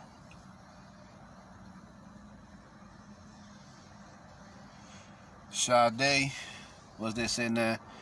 Does the body have to be completely rid of all acidity by the time alarm takes place? No. The only requirement for your ascension is internal ascension. Your body is an apparatus. You're actually going to shed this. So, you know, you do what you need to do to maintain it with the health or whatever, and exercise and stuff like that. But for the most part, you're going to shed this and transmute into something new. Your Melanin monster and whatever else you can transform, you're going to transform into during the Great Astral War / Infinity War. You see what I'm saying? So that's what you got going on here. So you good. You good. It ain't got shit to do with acidity. But if you want to clean your body out, that does help. Yeah, there is a percentage of it. You know, keep your body as healthy as possible. You know, you do that with formulas, serums, cutting down on meat eating, yada, yada, yada, yada. But for the most part, Nah, you need to get on this shit here. This soulality, this spirituality. This what's gonna save you here. Especially these demonic forces. They always got your back. What they said, what the motherfucker said, we just kill humans just so we could continue to live. Because it was humans that fucking threw them into the underworld in the first place. By killing off all the people who loved them. You see what I'm saying? That's how the Djinn and the demons and everybody ended up in the underworld of your subconscious and unconscious mind. They killed off them when they was just natural spirits or natural beings living in harmony with earth and nature. So now they came back as vengeful spirits, tormenting and hunting these and possessing these deadly motherfuckers. You see what I'm saying? So yeah.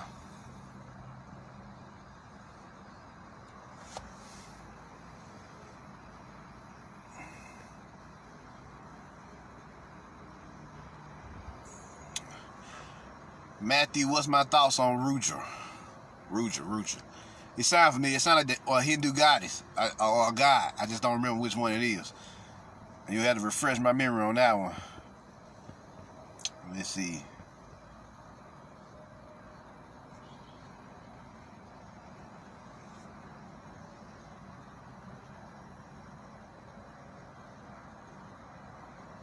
So any other questions, y'all, if I get up out of here?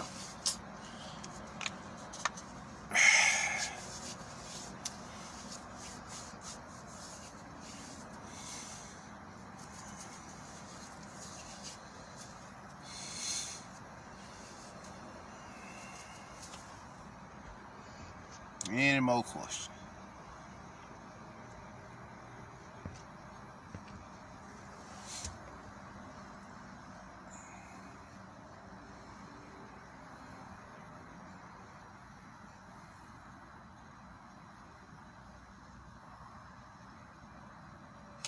Oh, Rudra, form of Shiva, Shiva's destructive nature.